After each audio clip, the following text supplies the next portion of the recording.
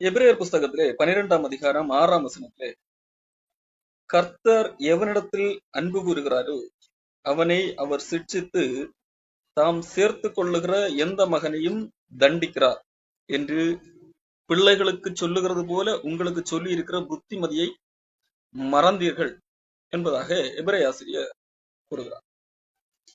இங்கு அவர் சொல்லுகிற முக்கியமான ஒரு காரியம், கர்த்தர் எவனிடத்தில் அன்பு கூறுகிறாரோ அவனை அவர் சிட்சிக்கிறார், தாம் சேர்த்து கொள்ளுகிற எந்த மகனையும் தண்டிக்கிறார் என்று பிள்ளைகளுக்கு சொல்லுகிறது போல உங்களுக்கு சொன்ன புத்திமதி. அது ஒரு முக்கியமான, பிள்ளைகளுக்கு சொல்லிக் கொடுப்பது போல சொல்லிக் கொடுக்கப்பட்ட, அதாவது பிள்ளைகளுக்கு எந்த அளவுக்கு ஸ்பூன் ஃபீடிங் என்று சொல்வார்கள் அல்லவா, அந்த அளவுக்கு சொல்லிக் கொடுக்கப்பட்ட ஒரு புத்திமதி.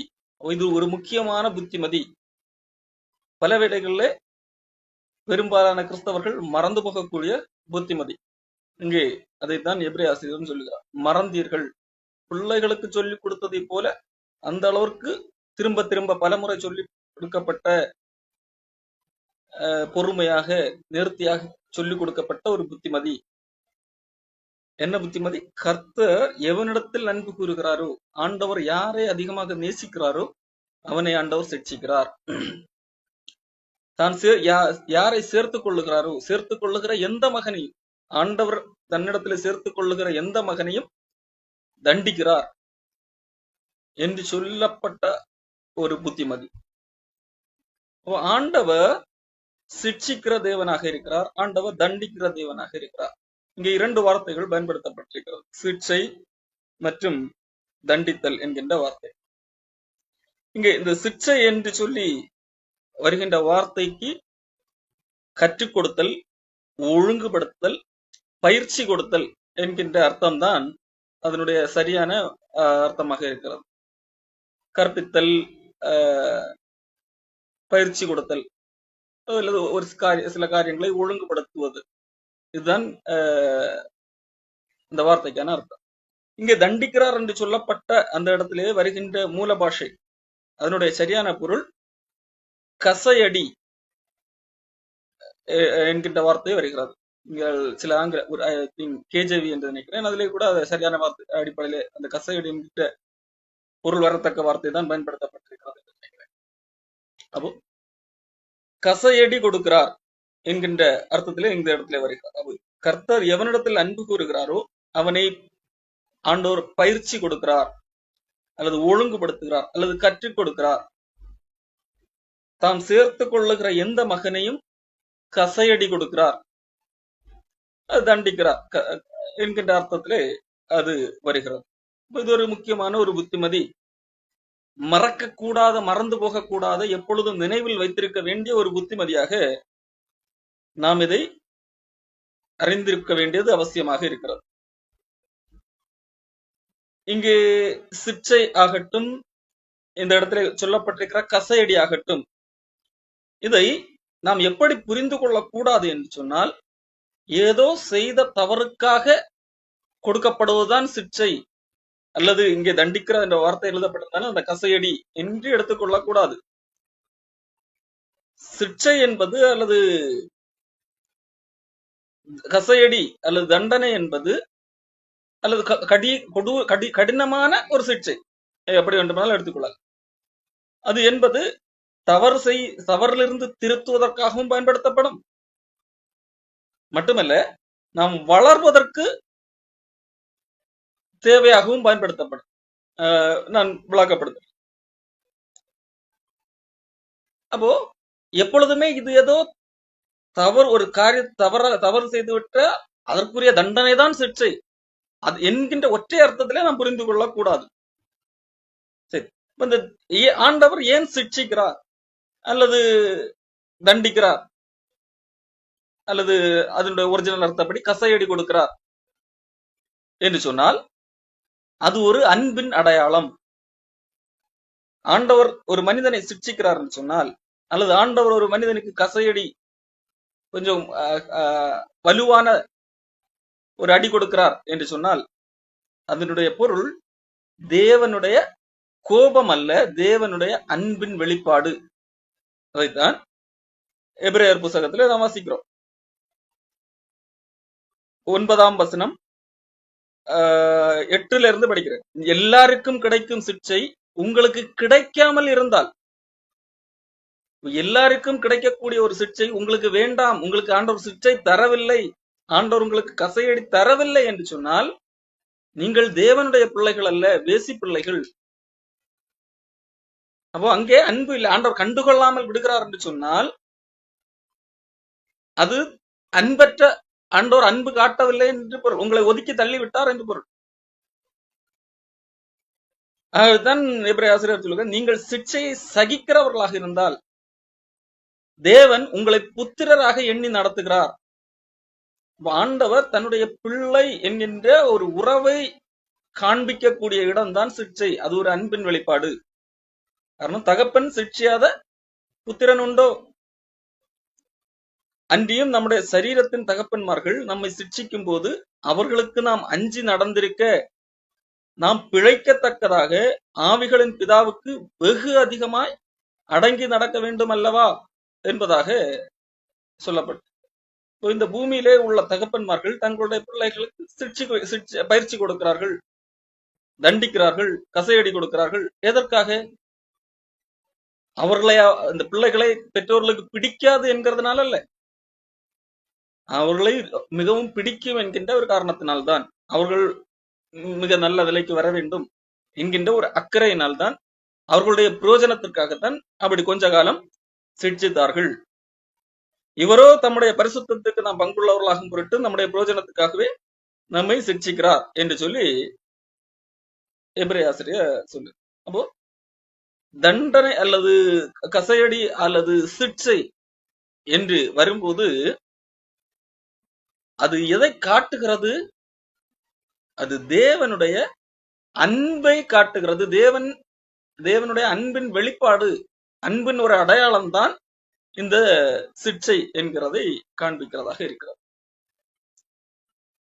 இந்த சிக்ஷை எந்த அடிப்படையில வெளிப்படக்கூடிய ஒன்றாக இருக்கிறது? சிக்ஷை என்று சொல்லும் போது நான் பார்த்தோம், அது ஒழுங்குபடுத்துதல் அல்லது பயிற்சி கொடுத்தல், கற்றுக் கொடுத்தல் என்கின்ற. அதே வேளையில கசையடி என்று சொல்லக்கூடிய கொஞ்சம் ஒரு வலி ஊட்டக்கூடிய, இதை காட்டிலும் கொஞ்சம் துன்பம் எக்ஸ்ட்ராவான ஒரு காரியத்தை உணர்த்துவதற்காகத்தான் அந்த வார்த்தை பயன்படுத்தப்பட்டிருக்கிறது. நான் உங்களுக்கு புரிய வைக்கிறேன். சிக்ஷை எப்படி வெளிப்படுகிறது? சிக்ஷை என்றால் எப்பொழுதுமே துன்பம் மட்டும்தான் சிக்ஷை என்று எண்ணக்கூடாது. ஒரு மனிதனுக்கு வருகிற துன்பம் இதுதான் சிக்ஷை என்று எண்ணக்கூடாது. துன்பத்தை மட்டுமே குறிப்பது அல்ல சிக்ஷை. ஏற்கனவே சொன்னபடி சிக்ஷை என்றால் அது பயிற்சி, ஒழுங்குபடுத்துதல், கற்றுக் கொடுத்தல், இந்த எல்லா அர்த்தத்தையும் அது உள்ளடக்கிய ஒன்றாக இருக்கிறது. தமிழ்ல அதை சிக்ஷை என்று மொழிபெயர்த்திருக்கிறார். அதனுடைய மூல மொழியுடைய அர்த்தம் இந்த காரியங்களை எல்லாம் உள்ளடக்கியதாக இருக்கிறது. ஆகவே அதை வெறும் ஒரு துன்பம் என்கின்ற கண்ணோட்டத்திலே மட்டும் பார்த்து விடக்கூடாது. ஆண்டவர் எப்படியெல்லாம் நம்மை ஒழுங்குபடுத்துகிறார், அல்லது ஆண்டவர் எப்படியெல்லாம் நம்மை சரிபடுத்துகிறார், சிக்ஷிக்கிறார் என்று பார்க்கும்போது, ஆண்டவர் தன்னுடைய வார்த்தையின் மூலமாக ஆண்டவர் சிக்ஷிக்கிறவராக இருக்கிறார். 2 தீமோத்தேயின் புஸ்தகத்திலே 3ஆம் அதிகாரம் அதனுடைய 16ஆம் வசனத்திலே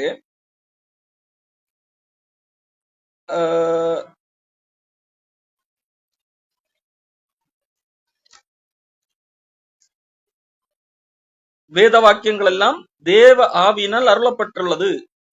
தேவனுடைய மனுஷன் தேர்ந்தவனாகவும் எந்த நற்கிரியும் செய்ய தகுதியுள்ளவனாகவும் இருக்கும்படியாக எவைகள் வேத வசனங்கள், வேத வாக்கியங்கள் உபதேசத்துக்கும் கடிந்து கொள்ளுதலுக்கும் சீர்திருத்தலுக்கும் நீதியை படிப்பித்தலுக்கும் பிரயோஜனம் உள்ளவர்களாக இருக்கிறது.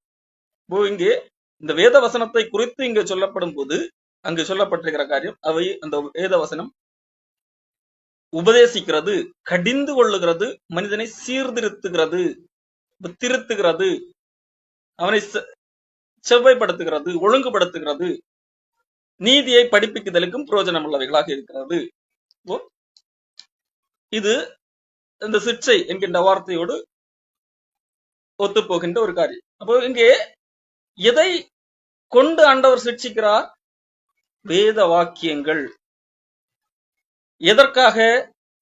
மனிதன் எந்த நற்கிரியையும் செய்ய தகுதியுள்ளவனாக இருக்கும்படியாக. ஒரு மனிதன் எந்த நற்கிரியையும் செய்ய தகுதியுள்ளவனாக மாறத்தக்கதாக, நற்கிரியை செய்வதற்கென்று ஒரு தகுதி, அந்த தகுதி உடையவனாக மாறத்தக்கதாக, தேர்ந்தவனாக மாறத்தக்கதாக ஆண்டவர் சிட்சிக்கிறார். எப்படி சிட்சிக்கிறார்? வேத வசனங்களை, வேத வாக்கியங்களை கொண்டு சிட்சிக்கிறார். வேத வாக்கியங்கள் கொண்டு ஆண்டவர் கடிந்து பேசுகிறார். வேத வாக்கியங்களை கொண்டு நம்மை உணர்த்துவிக்கிறார். வேத வாக்கியங்களை கொண்டு நமக்கு பயிற்சி கொடுக்கிறார், நம்மை சோதிக்க வைக்கிறார். ஆண்டவருடைய வார்த்தையை கொண்டு ஆண்டவர் செயல்படுகிறவராக காணப்படுகிறார். ஆண்டவருடைய வார்த்தை என்ன செய்கிறது? மனிதனை பயிற்சி கொடுக்கிறது. வேதாகமத்திலே கூட நாம் பார்க்க முடியும். இயேசு கிறிஸ்து இதே ஒரு காரியத்தை தன்னுடைய சீடர்களிடத்திலே சொல்லுகிறார். யோவான் 15ஆம் அதிகாரத்திலே 1ஆம் வசனத்திலிருந்து இயேசு கிறிஸ்து சொல்லுகிற காரியம், நான் மெய்யான திராட்சை செடி, என் பிதா திராட்சை தோட்டக்காரர். என்னில் கனி கூடாதிருக்கிற கொடியதுவோ, என்னிலே கனி கூடாதிருக்கிறவைகள், அதாவது தேவனற்றவர்கள், கனி கூடாதிருக்கிறவர்கள், அதை அவர் அறுத்து போடுகிறார். அது அழிக்கப்பட்டு விடுகிறது. அதுக்கும் தேவனுக்கும் தொடர்பில்லை, துண்டிக்கப்படுகிறது. ஆனால் கனி கொடுக்கிற கொடியதுவோ, ஒரு கொடி கனி கொடுக்கக்கூடிய ஒன்றாக இருக்கிறது. அந்த கனி கொடுக்கக்கூடிய கொடி என்பது தேவனோடு இணைக்கப்பட்டிருக்கிறது. கனி கொடாதிருக்கிறது துண்டிக்கப்பட்டது, அது அழிக்கப்படுகிறது, நரகத்துக்குரியது. ஆனால் ஒரு கொடி தேவனோடு இணைக்கப்பட்டிருக்கிறது, செடியோடு இணைக்கப்பட்டிருக்கிறது, அது கனி கொடுக்கக்கூடிய ஒன்றாக இருக்கிறது. அது என்ன செய்யப்படுகிறது? அதிக கனிகளை கொடுக்கும்படி அதை சுத்தம் பண்ணுகிறார். இங்க சுத்தம் பண்ணுகிறார் என்கின்ற வார்த்தை அதை ஒழுங்குபடுத்துகிறார், அல்லது அதை மேலும் மேலும் கனி கொடுக்கத்தக்கதாக பயிற்சி கொடுக்கிறார் என்கிற அர்த்தத்திலே தான் நாம் விளங்கிக் கொள்ள வேண்டும். காரணம், செடியை அல்லது கொடியை சுத்தம் பண்ணுதல் என்பது நமக்கு தெரியும். அதனுடைய சின்ன சின்ன நிறைய இலைகள் வளர்ந்திருக்கும். அதிலே சும்மா தேவையில்லாத இலைகள் எல்லாம் அல்லது தேவையில்லாமல் சில கொப்புகள் எல்லாம் விட்டு போகும். அதையெல்லாம் கட் பண்ணி அதை ஒழுங்குபடுத்துவது, அதைத்தான் இங்கே சுத்தம் பண்ணுகிறது என்கின்ற வார்த்தை பயன்படுத்தி இயேசு கிறிஸ்து இங்கே சொல்லுகிறார். அப்போ ஆண்டவர் இங்கே யாரை சுத்தம் பண்ணுகிறார்? யாருக்கு அந்த சிக்ஷையை கொடுக்கிறார்? கனி கொடாதவர்களுக்கு அல்ல, கனி கொடுக்கிறவர்களுக்கு. கனி கொடுக்கிறவர்களுக்கு ஆண்டவர் எப்படி சிக்ஷிக்கிறார்? அது அடுத்த வசனத்திலே சொல்லப்பட்டிருக்கிறது. நான் உங்களுக்கு சொன்ன உபதேசத்தினாலே நீங்கள் இப்பொழுதே சுத்தமாக இருக்கிறீர்கள். எப்படி ஆண்டவர் சுத்தப்படுத்துகிறார்? உபதேசத்தினாலே, நான் சொன்ன உபதேசத்தினாலே நீங்கள் சுத்தமாக இருக்கு. அப்போ கொடியிலிடத்திலே காணப்படுகிற எல்லா தேவையற்ற பார்ட்டிகளையும் அகற்றி அதை சுத்தப்படுத்த, அதை பயிற்சி கொடுக்க ஆண்டவருடைய உபதேசத்தினூடாக செயல்படுகிறார். வேத வசனத்தினூடாக ஆண்டவர் பயிற்சி கொடுக்கிறவராக இருக்கிறார். தேவனுடைய வார்த்தை பயிற்சி கொடுத்துக்கிறது. வசனம் என்ன செய்கிறது? ஒரு மனிதனுடைய இருதயத்தை குத்தக்கூடிய ஒன்றாகவும் மாறுகிறது. சில வேதாகமத்திலே நாம் படிக்கும் போது பேதுரு பிரசங்கித்த போது மக்களுடைய இருதயங்கள் குத்தப்பட்டது என்று சொல்லி வாசிக்கிறோம். அப்போ வசனத்தின் மூலமாக ஆண்டவர் சீர்படுத்துகிறார் அல்லது பயிற்சி கொடுக்கிறார், சிக்ஷிக்கிறார். அடுத்ததாக பரிசுத்த ஆவியினுடைய உணர்த்துதல். ஆண்டவர் இயேசு கிறிஸ்து இதைத்தான் சொன்னார், நான் போன பிறகு வேறொரு தேற்றாளன் வருவார், சுயமாக பேசாமல் என்னிடத்திலிருந்து எடுத்து பேசுவார் என்பதாக சொல்லப்படும். சகல சத்தியத்துக்குள்ளாகவும் உங்களை நடத்துவார், கண்டித்துணர்த்துவார் என்று சொல்லப்பட்டிருக்கிறார். அப்போ பரிசுத்த ஆவியானவர் நமக்குள்ளாக இருந்து நம்மை உணர்த்தி நம்மை சரிபடுத்துகிறவராக இருக்கிறார். நம்மை சிக்ஷிக்கிறவராக அல்லது பயிற்சி கொடுக்கிறவர், நம்மை ஒழுங்குபடுத்துகிறவராக காணப்படுகிறார். அடுத்ததாக மனிதர்கள் மூலமாகவும் ஆண்டவர் இந்த காரியத்தை செய்கிறார். ஒரு போதகர், அது பெற்றோர், நலம் விரும்பிகள், யார் மூலமாக ஒரு தேவை உள்ள போது ஒரு தேவனை அறியாதவர்கள் மூலமாக கூட ஆண்டவர் இதை செய்ய முடியும். காரணம், ஒருமுறை ஆபிரகாமை சிட்சித்து அல்லது கடிந்து பேசினது யார் என்றால் தேவனை அறியாத ஒரு ராஜா பார்வோன். நீ எகிப்திலிருந்து திரும்பி போ என்று சொல்ல வைத்தார் ஆண்டவர். ஆபிரகாம் அந்த வார்த்தையை கேட்டுதான் திரும்பி போனார். மாறாக ஆண்டவர் நேரடியாக பேசின போது எகிப்திலிருந்து திரும்பி போகவில்லை. ஆண்டவர் நேரடியாக அந்த காலத்திலே ஆபிரகாமோடு பேசவில்லை. ஆண்டவரை அறியாத பார்வோன் என்கின்ற ராஜா, எகிப்து ராஜா பேசின போதுதான் ஆபிரகாம் திரும்பி போனார். பிலேயாம் தேவனுடைய இஸ்ரவேல் ஜனங்களை சபிக்கும்படியாக போகும்போது கழுதை பேசுகிறது. கழுதை மூலமாக கூட ஆண்டவர் பேசுவார். மனிதர்கள் மூலமாக ஆண்டவர் செயல்படுகிறவராக இருக்கிறார். வேதாகமத்திலே பார்க்கும்போது கூட கலாத்தியர் புஸ்தகத்திலே பவுலப்போசன் எழுதுகிறார், பேதுருவை நான் முகமுகமாக எதிர்த்தேன் என்பதாக. காரணம், பேதுரு ஒரு தவறு செய்கிறார். அவ்வளவு நேரம் எல்லாரும் எந்தவித பேதமும் இல்லாமல் எல்லாரோட சரிசமமாக உட்கார்ந்து உணவருந்தி கொண்டிருந்த பேதுரு யூதர்கள் வருகிற பார்க்க வந்தார்கள் என்கிறதை கேள்விப்பட்டு யூதர்களுக்கு முன்பாக விலகினார். மற்ற யூதர்களைப் போல பேதுருவும் ஒரு மாயம் பண்ணினான். யூதர் அல்லாதவர்களை விட்டு பிரிந்தான். அங்கு ஒரு பேதம் காணப்பட்டது. அதை பவுல் கண்டிக்கிறார். நேரடியாக முகமுகமாக எதிர்க்கப்படுகிறது. தவறு சிட்சிக்கப்படுகிறது. எல்லாருக்கு முன்பாகவும் எல்லா மக்களுக்கு முன்பாகவும் பேதுருவை பவுல் எதிர்க்கிறார். எப்படி இருக்கும்? அவமானமாக இருந்திருக்கு. அப்படிதானே? அப்போ மனிதர்கள் மூலமாக ஆண்டவர் இந்த சிட்சிக்க கூடிய காரியங்களையும் ஆண்டவர் செய்கிறவராக இருக்கிறார். ஆண்டவர் பவுலை கொண்டு சொல்லும் போது கொரிந்து புஸ்தகத்திலே ஒரு மனிதன் காணப்படுகிறான். அந்த சபைக்குள்ளாக ஒரு பெரிய தவறு நடக்கிறது. ஒருவன் தகப்பனுடைய மனைவியை வைத்துக் கொண்டிருக்கிறான். அதை அந்த சபை மக்கள் யாருமே கண்டுகொள்ளவில்லை. அதை குறித்து எந்த விதமான ஒழுங்குமுறையும் பின்பற்றப்படவில்லை என்கிறதை பவுல் கேள்விப்பட்டு அவர்களை கடிந்து கொள்ளுகிறார். கடிந்து கொண்டு அவனுக்கு என்னது சிட்சிக்கப்படுவதற்காக அவனை சபைக்கு புறம்பாக்கும்படியாக சாத்தானுக்கு ஒப்பு கொடுக்கிறேன் என்பதாக சொல்லுகிறார். அப்போ மேலும் பவுல் 1 தீமோத்தேயு 1:2 இதே காரியத்தை சொல்லுகிறார். இமனேயும் அலெக்சாந்தரும் அப்படிப்பட்டவர்கள், அவர்கள் தூஷியாதபடி சிட்சிக்கப்பட அவர்களை சாத்தானிடத்தில் ஒப்பு கொடுத்தேன். சிட்சிப்பதற்காக சாத்தானிடத்தில் ஒப்பு கொடுத்தேன் என்றால் வேறு ஒன்றுமல்ல, ஒன்றாக கூடி வருகிற அந்த சபையிலிருந்து விலக்கி வைத்தல், இந்த கூட்டத்தை விட்டு வெளியேற்றுதல். ஒரு காரியத்திலே அவன் திருந்த வாய்ப்பு கொடுக்கப்பட்டது, அவன் திருந்தவில்லை என்றால் நீ இந்த கூட்டத்திலே நாளை முதல் வரக்கூடாது, காரணம் உன்னால் மற்றவர்களும் பாதிக்கப்படுவார்கள் என்று சொல்லி வெளியே விலக்கி வைத்தல். அதான் சாத்தானுக்கு வெளியே, சபைக்கு வெளியே ஆக்குதல். அதான் சாத்தானுக்கு ஒப்பு கொடுத்தல் என்கின்ற வார்த்தையிலே இங்கு வேதத்திலே பயன்படுத்தப்பட்டது. அப்போ இங்கே இந்த அடிப்படையிலே ஆண்டவர் சிட்சிக்கிறார். எப்படி? வேத வசனம் மூலமாக ஆண்டவர் சிட்சிக்கிறார். பரிசுத்த ஆவியானவர் மூலமாக சிட்சிக்கிறார் என்று சொன்னால் ஏற்கனவே சொன்னது போல ஒழுங்குபடுத்துதல் அல்லது பயிற்சி கொடுத்தல் அல்லது கற்றுக் கொடுத்தல் என்கின்ற அர்த்தம் உடையதாக இருக்கிறது. பரிசுத்த ஆவியானவர் மூலமாக சிட்சிக்கிறார். மனிதர்கள் மூலமாக, அவர்கள் தேவ மனிதர்களாக இருக்கலாம்.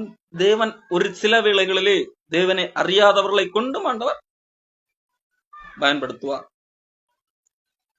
அடுத்ததாக சில சூழ்நிலைகள் மூலமாக, சில பிரச்சனைகள் மூலமாகவும் ஆண்டவர் என்ன செய்கிறார்? சிட்சிக்கிறார். யோனா ஆண்டவருடைய வார்த்தையை மீறி ஆண்டவர் எங்கே போக சொன்னாரோ அதற்கு எதிர் திசையாக போகிறார். நினிவேக்கு போக சொன்னார், தர்சீசுக்கு போகிறார். அங்கே ஆண்டவர் சூழ்நிலையை பயன்படுத்துகிறார். கடல் பொங்குகிறது. அந்த கப்பல்ல பயணித்தவர்களும் சீட்டு போட்டு அவரை கப்பலை விட்டு கீழே தூக்கி போடுகிறார்கள், மீன் விழுங்குகிறது. இது எல்லாமே ஆண்டவர் சூழ்நிலையை வைத்து காரியம் செய்கிறார். சூழ்நிலையை கொண்டு ஆண்டவர் என்ன செய்ய முடியும்? ஒரு மனிதனை பயிற்சிவிக்க முடியும், அல்லது சிக்ஷிக்க முடியும், அல்லது தண்டிக்க முடியும். யோபுடைய வாழ்க்கையிலே ஆண்டவர் சிக்ஷிக்கிறார். துன்பம், பாடுகள், அவனுக்கு இழப்புகள், சரீரத்திலே நோய், பருக்கள், மனைவியுடைய இகழ்ச்சி பேச்சு, நண்பர்களுடைய இகழ்ச்சி பேச்சுக்கள், இப்படிப்பட்டவைகளூடாக யோபு நடந்து போகிறார். அதுவும் ஒரு சிக்ஷை.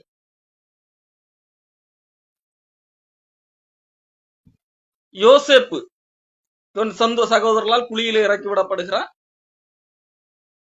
அடுத்தது பின்பதாக விற்கப்படுகிறார். அதன் பிறகு சிறையிலே காணப்படுகிறார். இப்படி பல்வேறு விதமான சூழ்நிலைகள், இந்த சூழ்நிலைகள் வழியாக ஆண்டவர் சிக்ஷிக்க முடியும். இந்த சிக்ஷை அல்லது துன்பம், துன்பம் என்று சொல்லும் போது, அல்லது இந்த துன்பம் அல்லது துன்பம் அல்ல, தண்டிக்கிறது என்று சொல்லும் போது அந்த இடத்துல பயன்படுத்தப்பட்ட வார்த்தை கசையடி. இந்த கசையடி என்கிறது ஒரு பெருந்துன்பம். சிக்ஷை என்கிறதற்கு ஒழுங்குபடுத்துதல், கற்பித்தல், பயிற்சி கொடுத்தல் என்கின்ற வார்த்தைகள் என்கின்ற அர்த்தமுடையது. கசையடி என்கிறது துன்பப்படுத்துதல், தண்டித்தல் என்கின்ற அர்த்தம் உடையதாக இருக்கிறது கசையடி. இது ஏன் ஆண்டவர் இதை செய்கிறார் என்று சொன்னால், இதை ஒரு மனிதன் பாவத்திலிருந்து திருந்த வேண்டும் என்கிறதற்காக மட்டுமல்ல. அந்த சிக்ஷை அல்லது இந்த கசையடி ஏதோ பாவிகளுக்கு கொடுக்கப்படுவது மட்டுமல்ல. இது எந்தெந்த காரியங்களுக்காக சிக்ஷை கொடுக்கப்படுகிறது? ஒன்று, திருந்துவதற்காகவும் சிக்ஷை பயன்படுத்தப்படுகிறது. உதாரணத்திற்கு நோவாவை திருப்புவதற்காகத்தான் ஆண்டவர் அந்த சிக்ஷை அல்லது அந்த கசையடி போன்ற அல்லது தண்டனை போன்ற அனுபவம் அது வழியாக ஆண்டவர் வழி நடத்தினார். ஆனால் நீங்கள் யோபுவை பார்க்கும்போது, யோபுவை குறித்து ஏற்கனவே ஆண்டவர் சாட்சி கொடுக்கிறார். இவன் உத்தமனும் சன்மார்க்கனுமாக இருக்கிறான். அப்ப அவன் யோனா என்ன செய்கிறான்? தவறு செய்கிறான். அந்த தவறிலிருந்து திரும்ப வேண்டும். இந்த பக்கம் போக சொன்னால் அந்த பக்கம் போகிறான். அதிலிருந்து திருப்ப வேண்டும் என்கிறதற்காக அவனுக்கு ஒரு தண்டனை. அதே வேளையில யோபு என்ன தவறு செய்தான்? யோபுவை குறித்து ஆண்டவர் சொல்கிறார், இவன் உத்தமனும் சன்மார்க்கனுமாக இருக்கிறான். அதே யோபு சொல்லுகிறான், தேவன் தண்டிக்கிற மனுஷன் பாக்கியவான் என்று சொல்லி. இப்படி தண்டிக்கப்பட்டிருக்கிற அந்த யோபு அந்த தண்டிக்கப்படுவதற்கு முன்பதாக தேவனால் என்ன சாட்சி பெற்றான்? இவன் உத்தமனும் சன்மார்க்கனும். உத்தமனும் சன்மார்க்கனும் எதற்கு தண்டிக்கப்பட வேண்டும் என்கிற கேள்வி வருகிறது. ஆகவே அல்லது சிக்ஷை அல்லது தண்டனைக்கு அந்த கசையடி என்கிற வார்த்தை தவறு செய்தவர்களுக்கு மட்டுமே வேதாகம் பிரயோகப்படுத்தவில்லை. தவறு செய்தவர்களை திருத்துவதற்காகவும் சிக்ஷை அல்லது இந்த கசையடி பயன்படுத்தப்படுகிறது. அதே வேளையிலே தவறு செய்யாதவர்கள் அவர்களுடைய வாழ்க்கையிலும் இந்த சிக்ஷை என்கின்ற இந்த வார்த்தை பயன்படுத்தப்படுகிறது. ஒன்று, இந்த திருத்துவதற்கான காரியம் தாவீது தன்னுடைய வாழ்க்கையிலே தவறிழைக்கிறார். தாவீதுடைய வாழ்க்கையில நாம் பார்க்கும்போது தாவீது என்ன சொல்லுகிறான் தெரியுமா? சங்கீதம் 144:1 அவன் பாடலாக எழுதி வைத்த காரியம், என் கைகளை போருக்கும் என் விரல்களை யுத்தத்திற்கும் படிப்பிக்கிற என் கண்மலையாகிய கர்த்தருக்கு ஸ்தோத்திரம் என்பதாக சொல்லுகிறார். தாவீதை ஆண்டவர் பயிற்சி கொடுத்ததாக இங்கே தாவீது பாடுகிறார். இப்படி தேவனால் பயிற்சி பெற்ற தாவீது அதன் பிறகு அரசனாகி தன் எந்த நோக்கத்திற்காக அரசனானோ அதை மறந்து பால்கனியிலே உலாத்தி கொண்டிருக்கும் போது அடுத்த வீட்டு பெண்ணை எடுத்துக்கொள்ளுகிறான். நாத்தான் மூலமாக சிட்சிக்கப்படுகிறான், அல்லது அவன் சரிபடுத்தப்படுகிறான், ஒழுங்குபடுத்தப்படுகிறான், கண்டிக்கப்படுகிறான். அத்தோடு நின்றதா என்று கேட்டால் இல்லை. சிக்ஷையோடு அல்லது அந்த நாத்தான் மூலமாக ஒழுங்குபடுத்துகிற செயலோடு நிற்கவில்லை. மாறாக அங்கே ஆண்டவர் ஒரு பெரிய தண்டனையும் சேர்த்தே கொடுக்கிறார். அந்த பாவத்தின் விளைவுகளையும் அங்கே சொல்லுகிறார். நீ இப்படி செய்தாய், அடுத்து உன்னுடைய எதிர்காலம் இப்படி இருக்கும். நீ அகத்திலே செய்ததை வெளியரங்கமாக நான் பண்ணுவேன் என்பதாக ஆண்டவர் அங்கே சொல்லுகிறதை பார்க்க முடியும். அப்போ தவறு, அந்த தவறிலிருந்து திருத்துவதற்காக மட்டுமல்ல, அந்த தவறினூடாக தேவனுடைய நாமம் தூஷிக்கப்படாமல் இருக்கத்தக்கதாக ஆண்டவர் பெரும் தண்டனையை கொடுக்கிறார், சிக்ஷையை கொடுக்கிறார், தண்டனையும் கொடுக்கிறார். தவறிலிருந்து திருந்த வேண்டும், அது மற்றவர்களுக்கு பாடமாக அமைய வேண்டும். இதனூடாக ஆண்டவர் யாரும் என்ன செய்து விடக்கூடாது, தூஷித்து விடக்கூடாது என்கிறதற்காக இந்த காரியத்தை செய்கிறதை நாம் பார்க்க முடியும். 2 சாமுவேல் புஸ்தகத்திலே 12ஆம் அதிகாரம் நாத்தான் தாவீதிடத்திலே பேசுகிறான். என்ன பேசுகிறான்? ஒரு கதை சொல்லி பேசுகிறான். நீயே அந்த மனுஷன் என்று சொல்லி பேசுகிறான். 10ஆம் வசனத்திலே நாத்தான் சொல்லுகிறான், நீ என்னை அசட்டை பண்ணி ஏத்தியனாகி உரியாவின் மனைவியை உனக்கு மனைவியாக எடுத்துக்கொண்டபடியால் பட்டயம் என்றைக்கும் உன் வீட்டை விட்டு விலகாதிருக்கும். கர்த்தர் சொல்லுகிறது என்னவென்றால், இதோ நான் உன் வீட்டில் பொல்லாப்பை உண்மையில் எழும்ப பண்ணி உன் கண்கள் பார்க்க உன் ஸ்திரீகளை எடுத்து உன் அடுத்தவனுக்கு கொடுப்பேன். இந்த சூரியனுடைய வெளிச்சத்திலே உன் ஸ்திரீகளோட சயனிப்பான். நீ ஒளிப்படத்தில் செய்த அதே நான் இந்த காரியத்தை எல்லாருக்கும் முன்பாகவும் செய்வேன் என்பதாக சொல்லுகிறார்.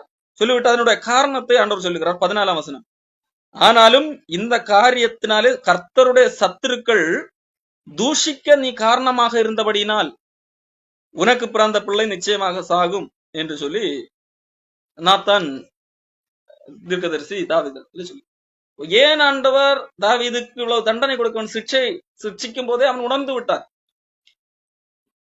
அப்படித்தானே?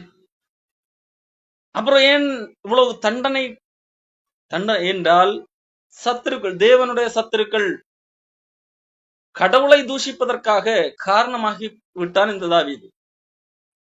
ஆகவே தூஷிப்பதற்கு இடமாகாதபடிக்கு அவன் தேவனுடைய பிள்ளையாக இருந்தாலும் அவனுக்கும் செய்ததற்கு ஆண்டவர் சரியான தீர்ப்பு கொடுத்து விட்டார் என்கிறதை வைத்து ஆண்டவரை யாரும் இழிவுபடுத்தி விடக்கூடாது என்கிறதுக்காக ஆண்டவர் அந்த காரியத்தை செய்கிறார்.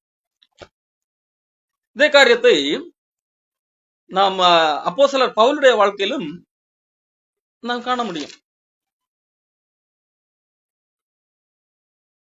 அந்த அடிப்படையில் தான் பவுல் என்ன செய்கிறார், தீர்ப்பு செய்கிறார். அவனை இம்னேயும் அலெக்சாந்தரும் என்ன செய்கிறார், சிட்சிக்கப்பட அவர்களை சாத்தான் இடத்துல ஒப்புக் கொடுத்து, எதற்காக? தூஷியாதபடி, தூஷணம் ஏற்படாதபடிக்காக சிட்சை என்கிறதாக பவுல் சொல்லுகிறார். அப்போ ஆண்டவருடைய நாமம் தூஷிக்கப்படாதபடி அவர் செய்த தவறை உணர்ந்து திருத்திக் கொள்வதற்கு ஏதுவாக ஆண்டவர் சிட்சையை பயன்படுத்துகிறார், கசையடியையும் ஆண்டவர் பயன்படுத்துகிறார். சிட்சை மட்டுமல்ல, சில வேளைகளில் கசையடியும் பயன்படுத்துகிறார். சிட்சை என்று சொல்லும் போது கொஞ்சம் அது மேலோட்டமாக பயிற்சியாக இருக்கலாம். ஆனால் கசையடி என்று சொல்லும் போது அது வலிமிகுந்த ஒன்றாக காணப்படும். கொரிந்தியர் புஸ்தகத்திலே பவுல அப்போஸ்தலன் சொல்லும் போது, கர்த்தருடைய ராப்போசனத்தை அபாத்திரமாய் புசித்தவர்கள், அன்பற்ற தன்மையோடு அதை ஒரு சடங்காக கருதி புசித்தவர்கள், முதலில் வந்தவன் முந்தி சாப்பிடுகிறான், ஏழைகள் குறித்து கரிசனை இல்லாமல் காணப்பட்டவர்கள் இருந்தார்கள். அந்த காரியத்தை குறித்து பவுல் எழுதும்போது என்ன சொல்லுகிறார், இது நிமித்தம் உங்களில் அநேகர் பலவீனரும் வியாதி உள்ளவர்களுமாய் இருக்கிறார்கள், அநேகர்கள் நித்திரையும் அடைந்திருக்கிறார்கள் என்பதாக சொல்லுகிறார்.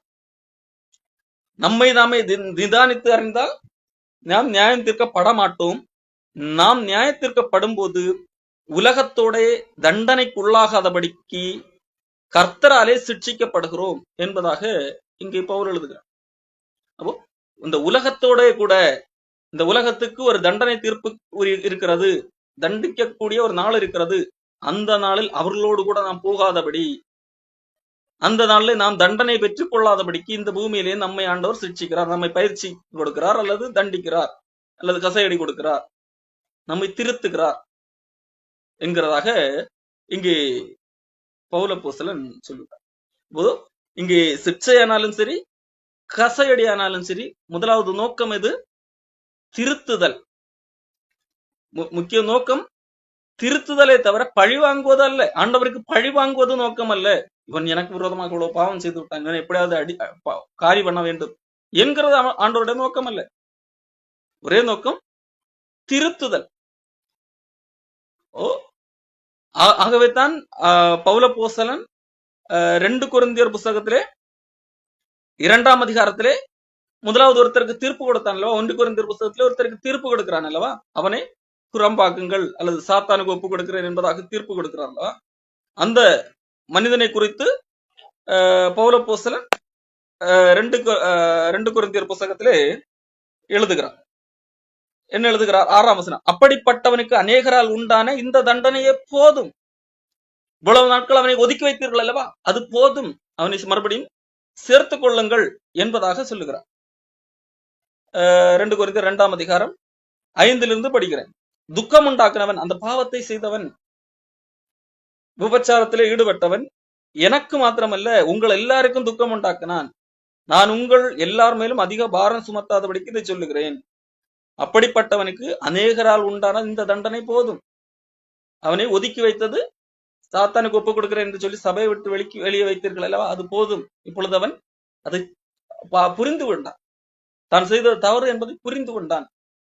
ஆகவே அந்த தண்டனை போதும். நோக்கம் அதுதான், அவன் திருந்த வேண்டும் என்பது. அவன் இப்பொழுது திரிந்து விட்டான். ஆதலால் அவன் அதிக துக்கத்திலே அமிழ்ந்து போகாதபடிக்கு நீங்கள் அவனுக்கு மன்னித்து ஆறுதல் செய்ய வேண்டும். அந்தபடி உங்கள் அன்பை அவனுக்கு காண்பிக்கும்படி உங்களுக்கு வேண்டுதல் செய்கிறேன் என்பதாக இங்கே பவுல் அப்போஸ்தலன் சொல்லுகிறார். அப்போ ஆண்டவர் நேரடியாக செய்தாலும் சரி, மனிதர்களை கொண்டு செய்தாலும் சரி,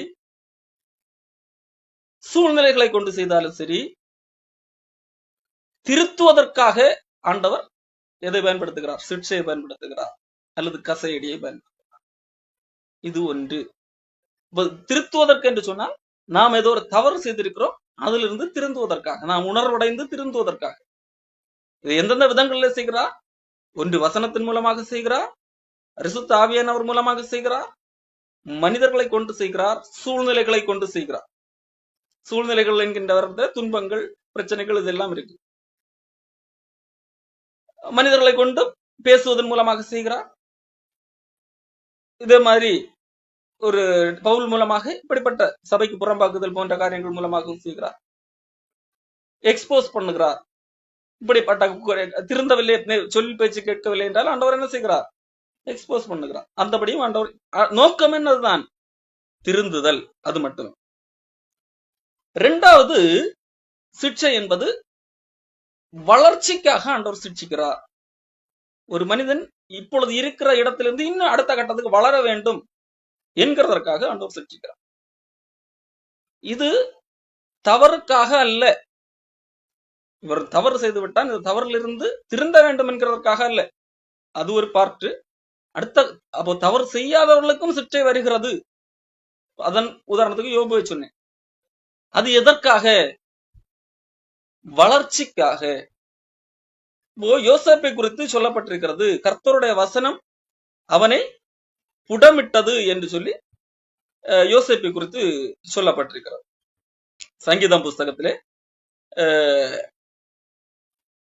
105ஆம் சங்கீதம் 19ஆம் வசனத்திலே அவருடைய வார்த்தை நிறைவேறும் வரைக்கும் கர்த்தருடைய வசனம் அவனை புடமிட்டது, யோசேப்பை புடமிட்டது. ஆண்டவருடைய வார்த்தை நிறைவேறுகிற வரைக்கும். ஆண்டவருடைய வார்த்தை என்னது? யோசேப்பை ஆண்டவர் அதிபதியாக்குவேன் என்கிறதான் ஆண்டவர் கொடுத்த அந்த வசனம் யோசேப்பை கொண்டு கொடுத்த வசனம், அதைத்தான் ஆண்டவர் சொப்பனத்தின் வழியாக காண்பித்திருந்தார். எல்லாரும் யோசேப்பை வணங்கி நிற்பார்கள் என்று சொல்லி அந்த வார்த்தை நிறைவேறுகிற வரைக்கும் யோசேப்பை கர்த்தருடைய வசனம் புடமிட்டது. யோசேப்பு பல வழிகளிலே துன்பம் அனுபவித்துக் கொண்டு வந்தான். அந்த வேளையிலே கர்த்தருடைய வசனம் அவனுக்கு காரியங்களை கற்றுக் கொடுத்தது. அப்படி கற்றுக் கொடுத்ததுனால்தான் யோசேப்பு அதிபதியாக மாறின என்பதாக அவ்வளவு பக்குவப்பட்ட மனிதனாக காணப்பட்டான். தன்னுடைய சகோதரர்கள் எல்லாம் வருகிறார்கள், நினைத்திருந்தால் பழி வாங்கி இருக்கலாம். ஆரம்பத்திலே சின்ன விளையாட்டுத்தனங்களை எல்லாம் பண்ணினான். ஆனால் பழி வாங்குற நோக்கம் கிடையாது. மறாக என்ன சொன்னான் தெரியுமா? நீங்கள் எனக்கு தீமை செய்தீர்கள், ஆனால் கர்த்தரோ அதை நன்மையாக மாற்றினார் என்பதாக. அப்போ நீங்கள் செய்த காரியம் நன்மைக்கு ஏதுவாக ஆண்டவர் மாற்றினார். நன்மைக்கு ஏதுவான காரியத்துக்காகத்தான். ஆகவே நீங்கள் இனிமேல் அங்கிருந்து கஷ்டப்பட வேண்டாம், பஞ்சத்தில் இருக்க வேண்டாம், நான் உங்களை போற்றுகிறேன் என்பதாக சொல்லு. அப்போ இந்த பக்குவம் ஆண்டவர் அவனை துன்பத்தின் பாதையில நடத்தும் போது ஆண்டவருடைய வசனம் அவனை புடமிடுகிறது. அவன் கேள்வி கேட்டிருப்பான் அல்லவா, ஆண்டவரை ஏன் இந்த துன்பம் அப்படி என்றெல்லாம் கேட்டிருப்பான். எந்த தவறும் செய்யவில்லையே, ஆண்டவர் எனக்கு காட்டின சொப்பனத்தை தானே நான் பகிர்ந்து கொண்டேன், அதற்கு எனக்கு இவ்வளவு துன்பமா? போத்திபாரின் வீட்டிலே நான் நியாயமாகத்தானே நடந்து கொண்டேன், அதற்கு எனக்கு சிறையா என்றெல்லாம் கேள்வி கேட்டிருப்பான் தானே உள்ளுக்குள்ளே. சொப்பனத்துக்கு விளக்கம் தெரியாத ஒருத்தனுக்கு விளக்கத்தை சொல்லி கொடுத்தேன், ஆனால் அவன் என்னை மறந்து விட்டானே, எனக்கு உதவி செய்யவில்லையே என்றும் சிறையில் இருந்த போது கேட்டிருப்பான்ல. 13 வருடங்கள் சிறையில் இருந்தான். ஆனால் அதன் பிறகு ஒரு நாள் அதிபதியாக காணப்படுகிறான்.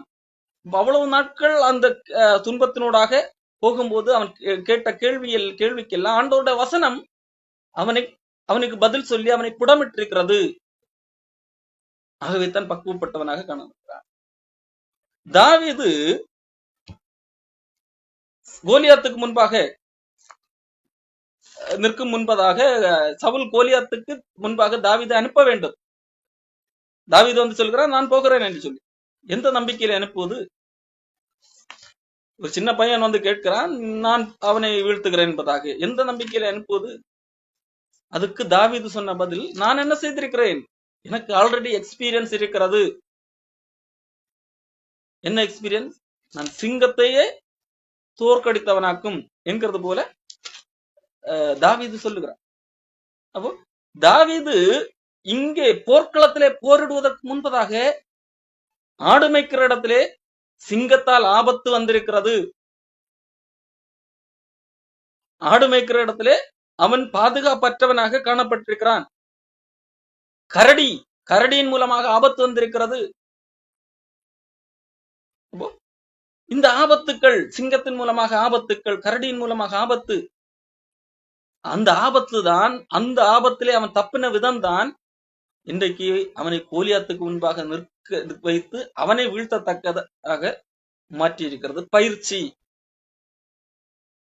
தாவீது முதலாக சிங்கத்தை பார்க்கும் போது நான் என்னோட ஆடு மேய்க்க தானே வந்து, எதுக்கு இப்போ சிங்கம் வருகிறது, என்னுடைய ஆடை பிடித்து சாப்பிட போகிறதா, நான் கணக்கு சொல்ல வேண்டுமே, என்னுடைய ஆடை எப்படியாக காப்பாற்ற வேண்டுமே, இல்லை சிங்கத்தை ஆடு பத்தாது என்று சொல்லி என்ன சாப்பிடுமா என்கிட்ட எவ்வளவு பதற்றங்கள் இருந்திருக்கலாம்.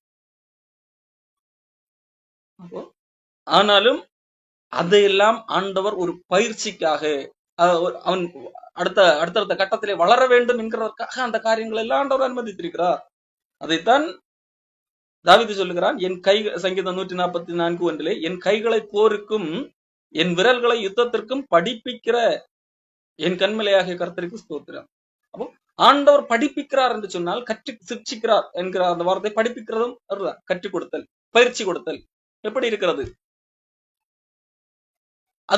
அந்த பயிற்சி எப்படி இருக்கும்? பயிற்சியினூடாக போகும்போது ஒருவேளை கடினமாக இருக்கும், ஆனால் அதனால் பிரயோஜனம் இருக்கிறது, அது நோக்கம் இருக்கிறது. என்ன? அடுத்த கட்ட வளர்ச்சி என்கிறதாக காணப்படுகிறது. அப்போ சிக்ஷை அல்லது தண்டிப்பு அல்லது அந்த கசையடி என்கின்ற ஒரு காரியம் திருத்துவதற்காக மட்டுமல்ல, ஒரு இடத்திலிருந்து அடுத்த கட்டத்திற்கு வளர்வதற்காகவும் வளர்ச்சிக்கான சிக்ஷையாக காணப்படுகிறது. பவுல் தன்னுடைய நிருபத்திலே ஒரு காரியத்தை எழுதுகிறார். எனக்கு ஆண்டவர் அதிக வெளிப்பாடுகளை கொடுத்திருக்கிறார். அது நிமித்தம் நான் என்னை உயர்த்தி விடக்கூடாது, எனக்குள்ளாக நான் பெருமைப்பட்டு விடக்கூடாது என்கிறதற்காக எனக்கு சாத்தானால் ஒரு முள் கொடுக்கப்பட்டிருக்கிறது என்பதாக. பவுல் செய்த பாவத்திற்கான தண்டனை அல்ல, மாறாக பவுல் பெருமைப்பட்டு விடக்கூடாது, இவ்வளவு வெளிப்பாடுகள் வரும்போது மனிதனுக்குள்ளாக பெருமை வந்து விடக்கூடாது என்கின்ற ஒரு காரியத்துக்காக, நானும் பலவீனமான மனிதன் தான் என்கின்ற ஒரு உணர்வு காணப்பட வேண்டும் என்கிறதற்காக ஒரு துன்பம். இது எதற்காக?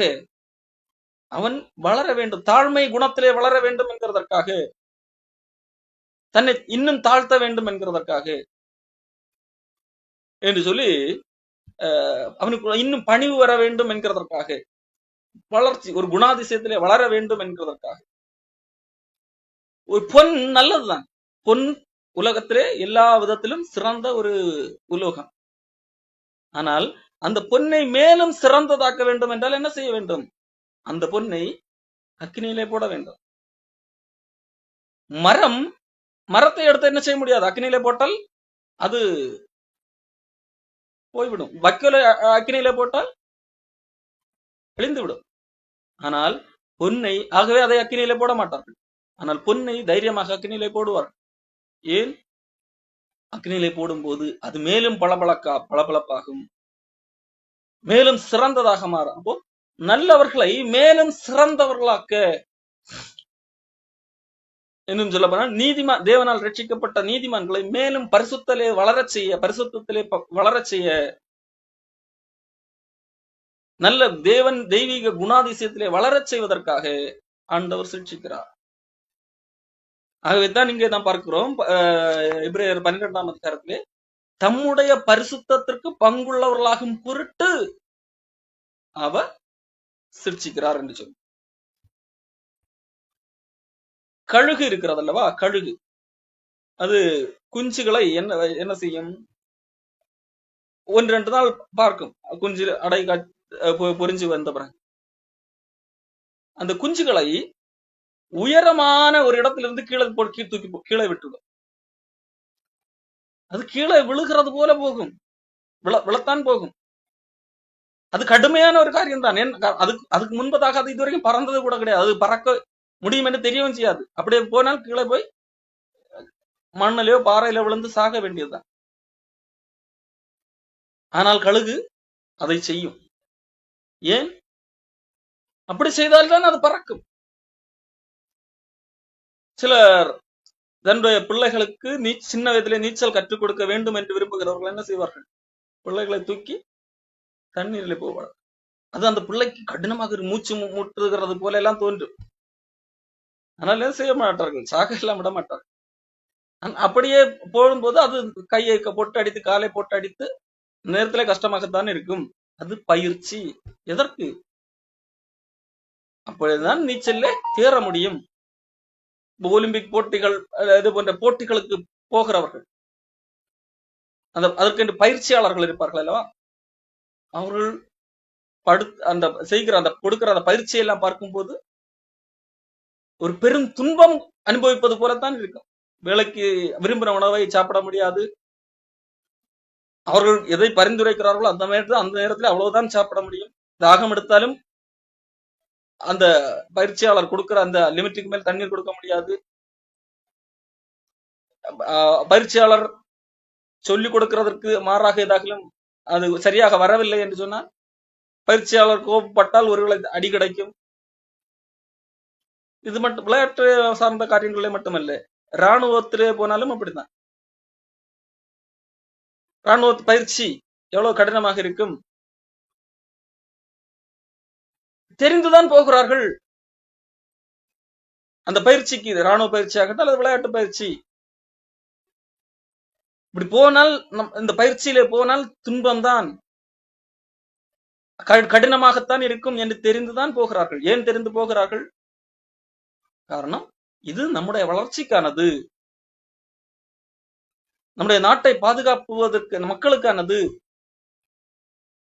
அல்லது நம்மை அடுத்த கட்டத்திற்கு நம்முடைய பொருளாதாரத்தை உயர்த்துவதற்கு எதுவானது, ஏதோ ஒரு அந்த வளர்ச்சியை குறிக்கோளாக வைத்ததனால்தான் அதை அந்த நேரத்திலே அது எவ்வளவோ கொடுமையான துன்பமாக இருந்தாலும் அதை ஏற்றுக்கொள்ளுகிறார்கள். அவர்கள் தவறு செய்ததனால் அங்கே அடி வாங்கவில்லை, அல்லது அந்த கொடுமை துன்பத்தை அனுபவிக்கவில்லை. மாறாக வளர்ச்சி அடைய வேண்டும் என்கின்ற நோக்கத்திற்காக அந்த துன்புறுத்தல்களை அல்லது அந்த பயிற்சியை அவர்கள் ஏற்றுக்கொள்ளுகிறவர்களாக காணப்படுகிறார்கள். அப்போ இந்த சிக்ஷை நல்லது. ஏன் நல்லது? அந்த சிக்ஷை நம்மை வளர வைக்கிறது. எதை? பரிசுத்தத்திலே வளர வைக்கிறது. தேவனுடைய பரிசுத்தத்திலே நாம் பங்குள்ளவர்களாகும்படியாக வைக்கிறது. நம்முடைய வேதாகமத்திலே சொல்லப்பட்டிருக்கிறது, நாம் பொறுமை பெருகும்படியாக ஆண்டவர் என்ன செய்கிறாரா? நமக்கு ஒரு மனிதன் பொறுமை அடைய வேண்டும் என்றால் ஆண்டவர் உபத்திரவத்தை கொடுக்கிறார் என்பதாக ரோமர் 5ஆம் அதிகாரத்திலே சொல்லப்பட்டிருக்கிறது. நம்முடைய குணாதிசயங்கள் தேவனை போல மாற வேண்டும் என்கிறதற்காக இந்த பயிற்சியாகட்டும், பயிற்சி சிக்ஷையாகட்டும் அல்லது கசையடியாகட்டும் கொடுக்கப்படுகிறது. தேவனை அதிகமாக சார வைக்கிறது, சார்ந்து கொள்ள வைக்கிறது. லகுவாக உள்ள எல்லாம் லகுவாக இருக்கிற பட்சத்திலே நாம் தனியாக நடப்போம், நமக்கு யாரு எந்த இதுவும் தேவையில்லை. ஆனால் கடினமான சூழலிலே தான் ஆண்டவர் கூட இருக்க வேண்டும், ஆண்டவரிடத்தில் இன்னும் நெருங்க வேண்டும் என்கின்ற அந்த உணர்வு மனிதனுக்கு பல வேளைகளில் ஏற்படக்கூடியவற்றாக இருக்கிறது. ஜெபம் அதிகரிக்கிறது, வேத வாசியம், தேவனை தேடுகின்ற உணர்வு அதிகரிக்கின்ற ஒன்றாக காணப்படுகிறது. இது ஆகவே இந்த சிக்ஷை நல்லதாக காணப்படுகிறது. அடுத்ததாக சிக்ஷை என்ன செய்கிறது? நீதியின் கனியாகிய சமாதான பலனை உண்டாக்குகின்ற ஒன்றாக இருக்கிறது. எபிரேயர் 12ஆம் அதிகாரத்திலே சொல்லப்பட்டிருக்கிறது. இப்பொழுது துக்கமாக தோன்றும், சிக்ஷை அனுபவிக்கும் போது துக்கமாக தோன்றும். ஒரு விளையாட்டு வீரன் அப்பொழுதுதான் ஒரு பயிற்சிக்காக செல்லுகிறார் மாஸ்டர் இடத்திலே, அவர் பெண்டு நிமிர்த்துகிறார், அப்பொழுது அவனுக்கு துக்கமாக தோன்றும். ஆனால் அதுக்கான ஒரு பலன் ஒரு நாள் வரும் அல்லவா, வெற்றி என்கின்ற ஒன்று. அப்பொழுது அவனுக்கு மிகுந்த மகிழ்ச்சியாக இருக்கு. ஒருவேளை இந்த பயிற்சி கொடுக்கின்ற அந்த காலகட்டத்திலே ஒருவேளை அந்த நேரத்தில் ஒருவேளை துக்கமாக இருந்தால் கூட, அந்த துக்கத்து நிமித்தம் ஏதாகலும் பயிற்சியாளரை குறித்து ஏதாகலும் தவறாக நினைத்திருந்தால் கூட, அந்த வெற்றியை பார்க்கும்போது அந்த பயிற்சியாளருக்கு மிகுந்த நன்றி உள்ளவனாக, பயிற்சியாளன் மீது மிகுந்த அன்புள்ளவனாக அவன் மாறுகிறானாக. அப்போ அது காரணம் என்ன? அது பலன் கொடுக்கக்கூடிய ஒன்றாக இருக்கிறது. ஆண்டவர் கொடுக்கிற பயிற்சி அல்லது ஆண்டவர் கொடுக்கிற கசையடி என்பதும் அப்படித்தான் என்ன செய்கிறது?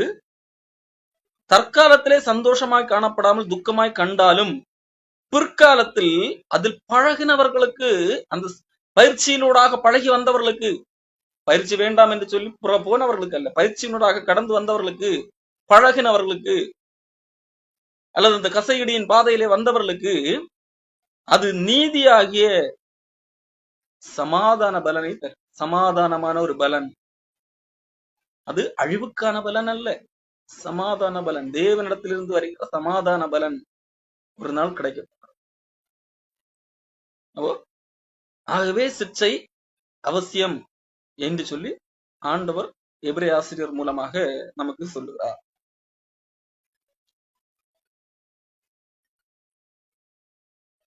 விளையாட்டு வீரன் அந்த பயிற்சியை அனுபவிக்கும் போது, அல்லது இராணுவ வீரன் அந்த பயிற்சியை அனுபவிக்கும் போது ஒருவேளை அந்த பயிற்சி கொடுக்கிறவரை திட்டலாம். காரணம் ஏன் தெரியுமா? காரணம் அந்த வேளை அவனுக்கு எதிர்கால வெற்றியை குறித்து ஒரு 100% நிச்சயம் கிடையாது அந்த பயிற்சி அனுபவிக்கும் போது. ஆனால் நமக்கு பயிற்சி அளிக்கிறவர் ஆண்டவர். அவர் அன்பின் அடிப்படையிலே பயிற்சி அளிக்கிறார். நமக்கு எதிர்கால பரிசு நிச்சயம், கேரண்டி, 100% கேரண்டி. ஆகவே ஆண்டவருக்கு என்ன செய்ய முடியாது, அதை தவறாக நினைக்க முடியாது, கூடாது.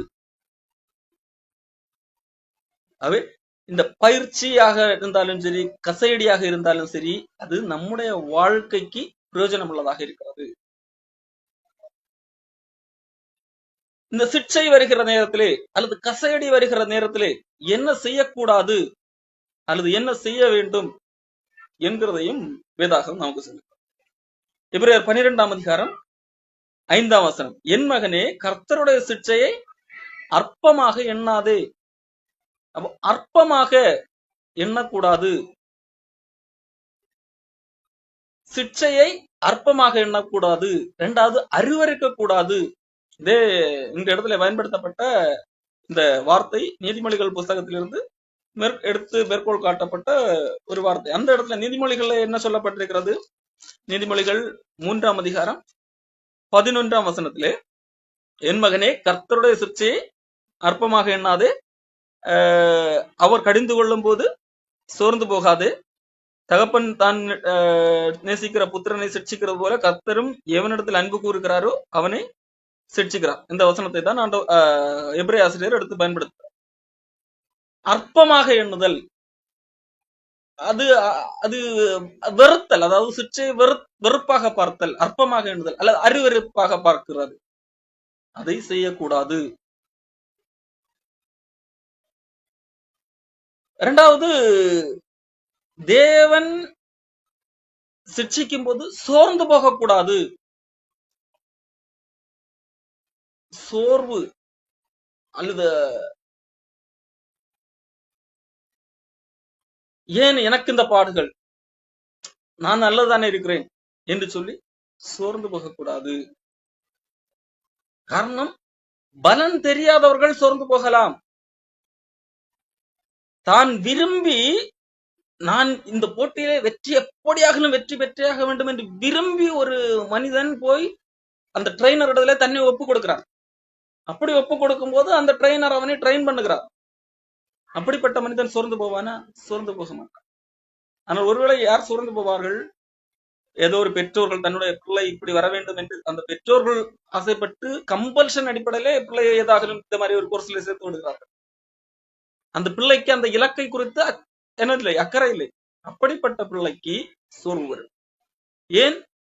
அந்த பிள்ளை, அந்த மனிதனை பொறுத்த வரைக்கும் அவன் விரும்பி வந்ததல்ல.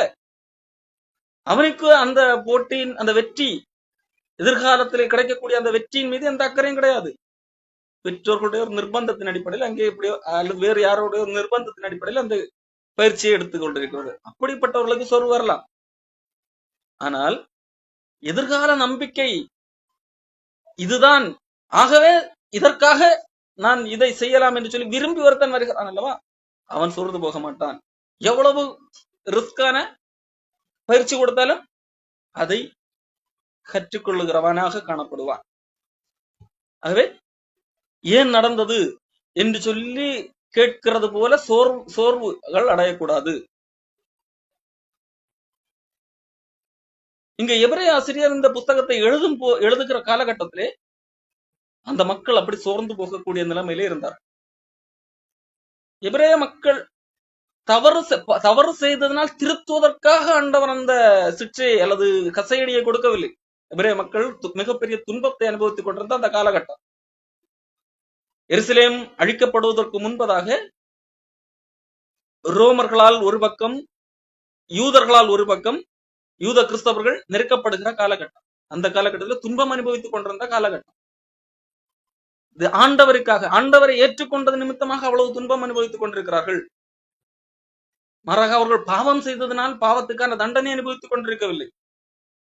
ஆகவே அவர்கள் ஒரு கட்டத்திலே சோர்ந்து போகக்கூடிய நிலைமையிலே காணப்படுகிறார்கள். ஆகவே தான் சோர்ந்து போகாதே என்பதாக சொல்கிறார். காரணம், நமக்கு என்ன இருக்கிறது? நம்பிக்கை இருக்கிறது. அவர்கள் எப்படிப்பட்ட துன்பம் அனுபவித்தார்கள் என்று சொன்னால், எபிரேயர் 10ஆம் அதிகாரத்திலே சொல்லப்பட்டிருக்கிறது. நீங்கள் பிரகாசமற்றப்பட்டிருந்த அந்த காலத்தில், எபிரேயர் 10ஆம் அதிகாரம் 32ஆம் வசனம், உபத்திரவங்களாகிய மிகுந்த போராட்டத்தை சகித்தீர்களே, நிந்தைகளாலும் உபத்திரவங்களாலும் நீங்கள் வேடிக்கையாக்கப்பட்டதும் அல்லாமல் நிந்தை, அவமானத்தினாலும் உபத்திரவங்களினாலும் இவர்கள் வேடிக்கையாக்கப்பட்டார்கள். மற்றவர்கள் பார்வைக்கு இவர்கள் வேடிக்கையாக காணப்படுகிறார்கள். அப்படி நடத்தப்பட்டவர்களுக்கு பங்காளிகளும் ஆனீர்கள். நான் கட்டப்பட்டிருக்கையில் நீங்கள் என்னை குறித்து பரிதவிப்பதுமின்றி பரலோகத்தில் அதிக மேன்மையின் நிலையுள்ளதுமான சுதந்திரம் உங்களுக்கு உண்டென்று அறிந்து உங்கள் ஆஸ்திகளை சந்தோஷமாய் கொள்ளையிட கொடுத்தீர்கள். தங்களுடைய ஆஸ்திகளை தேவனுக்காக விட்டுக் கொடுத்தார்கள். அப்படிப்பட்ட மக்களை பார்த்துதான் இங்கே எபிரேய ஆசிரியர் பேசிக் கொண்டிருக்கிறார். இப்போ இவர்கள் மிகுந்த துக்கத்தை ஆல்ரெடி ஏற்கனவே மிகுந்த துன்பத்தை அனுபவித்துக் கொண்டிருக்கிறார்கள் தேவனுக்காக. ஆனால் பல அப்படி அனுபவித்துக் கொண்டே ஒரு கட்டத்திலே வந்து என்ன செய்கிறார்கள்? சோர்வு வருகிறது. இதிலே சில கள்ளப்போதர்கள் வந்து குழப்பிக் கொண்டிருக்கிறார்கள். நீங்கள் போன இடம் சரியில்லை, ஆகவே தான் துன்பம்.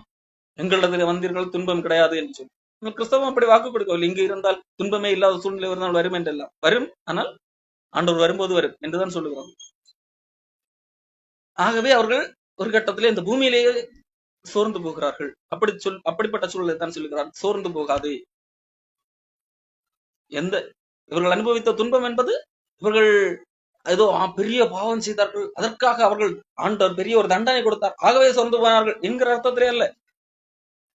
அவர்கள் ஆண்டவருக்காக துன்பம் அனுபவிக்கிறார்கள். அதைத்தான் இங்கே சிற்றை என்று சொல்லி எபிரேய ஆசிரியர் பேசுகிறார்.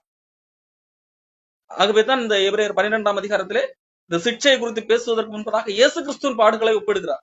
இயேசு கிறிஸ்து இப்படித்தான் பாடுபட்டார். அந்த அளவுக்கு இயேசு கிறிஸ்து பாடுபட்ட அளவிற்கு பாவத்திற்கு எதிராக நீங்கள் ரத்தம் சிந்துகிற அளவுக்கு பாடுபடவில்லை அல்லவா?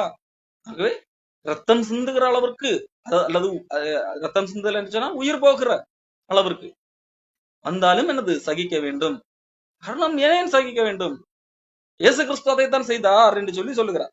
அவர் 12:2 தமக்கு முன் வைத்திருந்த சந்தோஷத்தின் பொருட்டு, நமக்கு முன்பாக ஒரு சந்தோஷம் இருக்கிறது, அதை பொருட்டு இந்த பூமியில உள்ள அவமானத்தை எண்ணாமல் சிலுவையை சகித்து தேவனுடைய சிங்காசனத்தின் வலது வாரத்திலே வீற்றிருக்கிறார். ஆகையால் நீங்கள் இளைப்புள்ளவர்களாய் சோர்ந்து போய் உங்கள் ஆத்துமாக்களில் சோர்ந்து போகாதபடிக்கு தமக்கு விரோதமாக விபரீதங்களால் தமக்கு விரோதமான பாவிகளால் செய்யப்பட்ட இவ்விதமான விபரீதங்களை சகித்த அவரை நினைத்துக் கொள்ளுங்கள். அந்த அளவிற்கு இயேசு கிறிஸ்து அனுபவித்தது போல அவர் பாவத்திற்கு எதிராக ரத்தம் சிந்தினார் அல்லவா? அதை போல நீங்கள் ரத்தம் சிந்தவில்லையே என்று சொல்லிவிட்டுதான் எழுதுகிறார், என் மகனே கர்த்தருடைய சிட்சையை அற்பமாக எண்ணாதே, சோர்ந்து போகாது. ஆகவே இந்த எபிரேய மக்கள் அவர்கள் ஏதோ பாவம் செய்தார்கள், அதற்காக அவர்கள் ஆண்டவர் பெரிய தண்டனை கொடுத்தார். அதைத்தான் இங்கே எபிரேய ஆசிரியர் ஆண்டவர் சிட்சிக்கிறார், தண்டிக்கிறார் என்று எழுதுகிறார் என்று புரிந்து கொள்ளக்கூடாது. பாவத்திலிருந்து நாம் செய்கிற தவறுகளிலிருந்து திருத்துவதற்காகவும் ஆண்டவர் சிட்சிக்கிறார்.